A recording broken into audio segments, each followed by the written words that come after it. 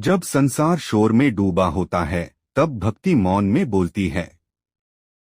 यहीं से हमारी कथा आरंभ होती है, ध्यान में लीन पवन पुत्र हनुमान से।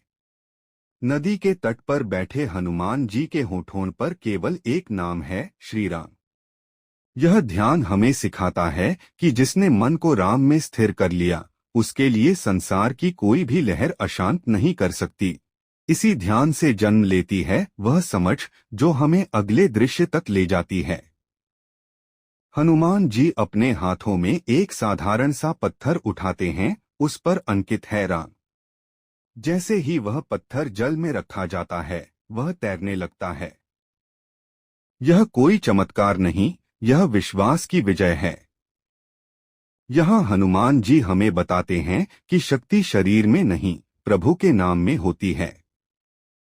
इस अनुभव के बाद हनुमान जी और भी विनम्र हो जाते हैं।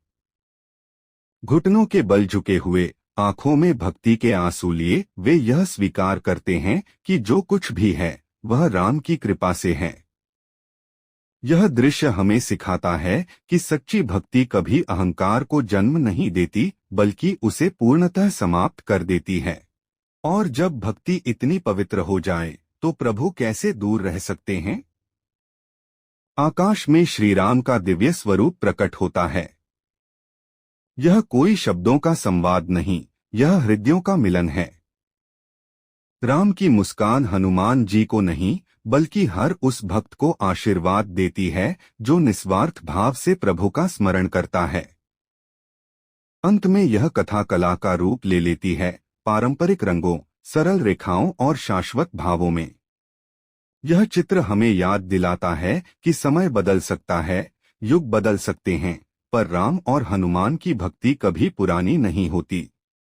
यही हनुमान जी की कथा है। शक्ति से शुरू होकर, भक्ति में लीन होकर और समर्पण में पूर्ण होने वाली कथा। जहाँ राम है वहाँ हनुमान है, और जहाँ हनुमान है वहाँ भक्ति अमर है।